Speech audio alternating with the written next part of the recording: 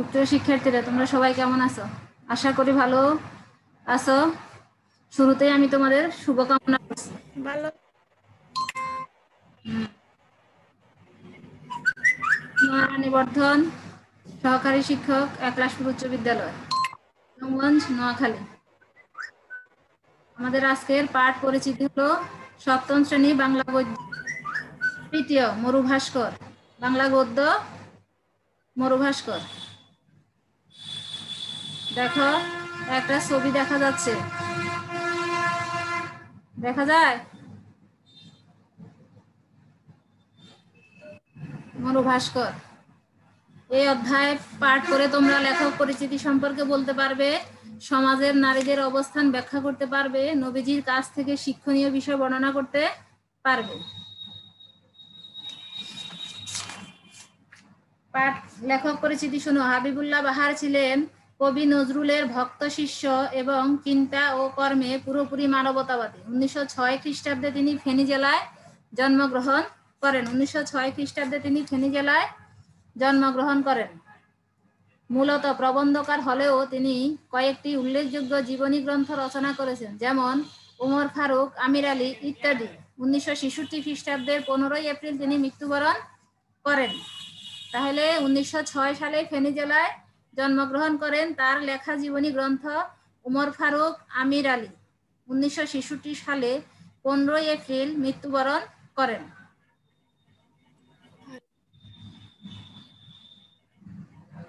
দেখো ছবিগুলা তোমরা। হাবিবুল্লাহ বাহার কত সালে জন্মগ্রহণ করেন? মাইশা 60।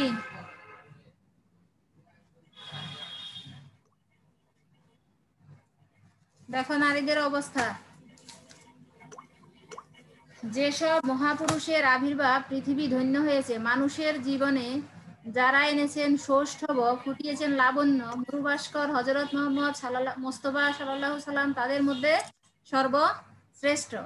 হযরত মুহাম্মদ সাল্লাল্লাহু সাল্লামের জীবন আলোচনা করতে গিয়ে সকলের আগে আমাদের চোখে পড়ে তার ঐতিহাসিকতা। হযরতের জীবনে প্রত্যেকটি ঘটনা, প্রত্যেকটি খুঁটিনাটি বিবরণ যেভাবে রক্ষা করা হয়েছে, সত্যের কষ্টি পাথরে ঘষে যেভাবে যাচাই করা হয়েছে, পৃথিবীর কোনো মহাপুরুষের বেলায় তা করা হয়নি। আরবের লোকের স্মৃতিশক্তি ছিল সত্যি অসাধারণ। বিরাট বিরাট কাব্যগ্রন্থ সহজেই তারা মুখস্থ করে ফেলত। আরবি সাহিত্যের ইতিহাস আলোচনা করলে দেখা যায়, মুখস্থ না করে কোনো কিছু লিখে রাখা আরবিরা লজ্জার কথা বলে মনে করত। সাহাবীরা এবং অন্যান্য হাদিস যোগ্যরা অনেকেই হাজার হাজার হাদিস মুখস্থ করে রাখতেন। হযরত মুস্তাফা সাল্লাল্লাহু সাল্লাম মানবতার গৌরব। আল্লাহর নবী হওয়া সত্ত্বেও তিনি নিজেকে সাধারণ মানুষই মনে করতেন এবং সেভাবেই তিনি জীবনযাপন করছেন। 63 বছরের ক্ষুদ্র পরিসর জীবনে হযরতকে কত পরিবর্তনের সম্মুখীন হতে হয়েছে দেখলে অবাক হতে হয়। যিনি ছিলেন এতিম, তিনি হয়েছিলেন সারা আরব ভূমির অবিসংবাদিত নেতা। বুঝছো? যিনি ছিল এতিম, তিনি হয়েছিল সারা আরব ভূমির অভিসংবাদিত নেতা। হযরত যখন মদিনার অধিনায়ক, তখন তার ঘরের আসবাব ছিল একখানা খেজুর পাতার বিছানা আর একটি পানির সুরাহি। অনেক দিন তাকে অনাহারে থাকতে হতো এবং অনেক সময় উনুনে জ্বলত না আগুন। হযরতের চরিত্রে সংমিশ্রণ হয়েছিল কোমল আর কঠোরে। বিশ্বাসে যিনি ছিলেন অজেয়, অকুতোভয়, সত্যে ও সংগ্রামে যিনি বজ্রের মতো কঠোর, পর্বতের মতো অটল, তাকেই আবার দেখতে পাই কুসুমের চেয়েও কোমল। বন্ধু বান্ধবের জন্য তার প্রীতির অন্ত নেই। মুখ তার সব সময় হাসি হাসি। ছেলেপিলের সঙ্গে মেশেন তিনি একেবারে শিশুর মন নিয়ে। পথে দেখা হলে বালক বন্ধুকে তার বুলবুলির খবর জিজ্ঞাসা করতে তার ভুল হয় না। বন্ধু বিয়োগে চক্ষু তার অশ্রুসিক্ত হয়।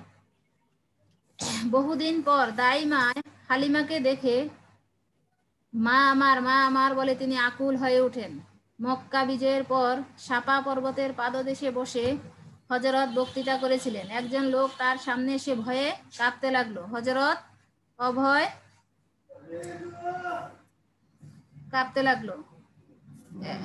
হযরত অভয় দিয়ে বললেন, ভয় করছো কেন? আমি রাজা নই, কারো মুনিবও নই, এমন মায়ের সন্তান আমি। শুষ্ক খাদ্যই যার আহার্য, শুষ্ক খাদ্যই যার আহার্য। হযরত জীবনে কাউকে কড়া কথা বলেননি, কাউকে অভিসম্পাত দেননি। আনাস নামক এক ভৃত্য 10 বছর হযরতের চাকরি করার পর বলেছেন, এই সুদীর্ঘ সময়ের মধ্যে হযরতের মুখে তিনি কড়া কথা শোনেননি কখনো। মক্কায় বা তায়েফে অত্যাচারে জর্জরিত হয়ে হযরতের মুখে অভিসম্পাতের বাণী উচ্চারিত হয়নি, বরং তিনি বলেছেন, এদের জ্ঞান দাও প্রভু, এদের ক্ষমা করো। জগতে সাম্যের প্রতিষ্ঠা মোস্তফা চরিত্রের অন্যতম বৈশিষ্ট্য। প্রচলিত সমাজ ব্যবস্থা ও দাস ব্যবসায়ের অত্যাচারে জর্জরিত হয়ে মানবাত্মা যখন গুমড়ে মরছিল, রাসূলুল্লাহ সাল্লাল্লাহু আলাইহি সাল্লাম তখন প্রচার করেন সাম্যের বাণী। সমগ্র জীবন দিয়ে তিনি সাম্যের প্রচার ও প্রতিষ্ঠা করে গেছেন। চরম দুরবস্থার হাত থেকে দাসদের পরিত্রাণের জন্য তিনি কাজ করেছেন। মানুষকে সালাতে আহ্বান করার জন্য মুয়াজ্জিন নিযুক্ত করেছেন হাবশি গোলাম হযরত বেলালকে। নারীর অবস্থার পরিবর্তন এনেছেন হযরত। নারীর মর্যাদা ছিল তার শিক্ষার অন্তর্ভুক্ত। তার কন্যা হযরত ফাতেমা রাদিয়াল্লাহুকে কেন্দ্র করে সে যুগে গড়ে উঠেছে নারীত্বের আদর্শ। হযরত ঘোষণা করেছেন, বেহেশত মায়ের পায়ের নিচে। বেহেশত কোথায়? মায়ের পায়ের নিচে। কুসংস্কারকে হযরত কোনোদিনই প্রশ্রয় দেননি। একবার হযরতের পুত্রের মৃত্যুদিনে সূর্যগ্রহণ দেখা যায়। লোকে বলাবলি করতে থাকে, বুঝি হযরতের বিপদ প্রকৃতি শোকাবেশ পরিধান করেছে। বুঝছো, হযরতের বিপদে প্রকৃতি শোকাবেশ পরিধান করেছে। তখন সভা ডেকে হযরত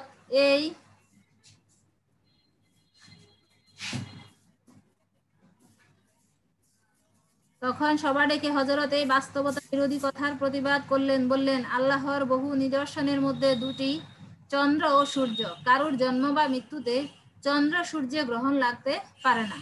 হযরত জ্ঞানের উপর জোর দিয়েছেন সবসময়। জ্ঞান যেন হারানো উটের মতো, তাকে তিনি খুঁজে বের করতে বলেছেন যেখান থেকেই হোক।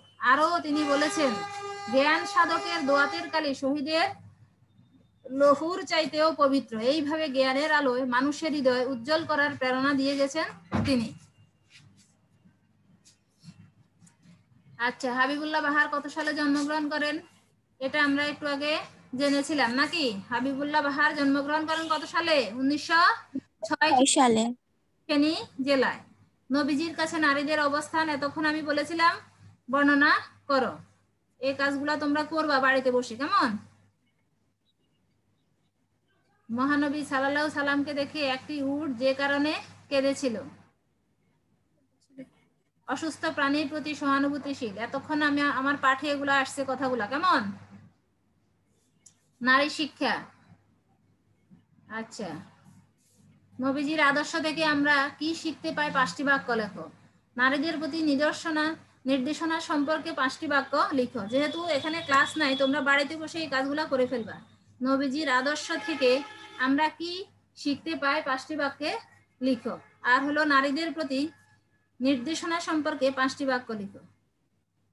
ঠিক আছে? তারপরে আরেকটা প্রশ্ন লেখো, নবীজি আমাদের পথ নির্দেশক ব্যাখ্যা করো। নবীজি আমাদের পথ নির্দেশক তা ব্যাখ্যা করো। ঠিক আছে? তারপরে আছে শব্দার্থ টিকাগুলো দেখবা। মরু ভাস্কর মানে মরুভূমির সূর্য, বুঝছো? ষষ্ঠব মানে সুঘটন। কোষ্ঠীপাতর মানে ঘষে সোনা পরীক্ষা করার একরকম কালো পাথর। সুরাহি মানে পানির একরকম পাত্র। অকুত ভয় মানে যার কোনো কিছুতে ভয় নেই, নির্ভীক বা সাহসী। অভিসম্পাত মানে অভিশাপ। পরিত্রাণ মানে মুক্তি। হাবশি গোলাম মানে আবিসিনিয়ায় জন্মগ্রহণকারী কৃতদাস। আর লহু মানে রক্ত। আচ্ছা, এটা লেখো, নবীজি আমাদের পথ নির্দেশক ব্যাখ্যা করো। ধন্যবাদ। সবাই ভালো থাকো, সুস্থ থাকো, সাবধানে থেকো, কেমন? আগামী ক্লাসে আমাদের আবার দেখা হবে। আসসালামু আলাইকুম।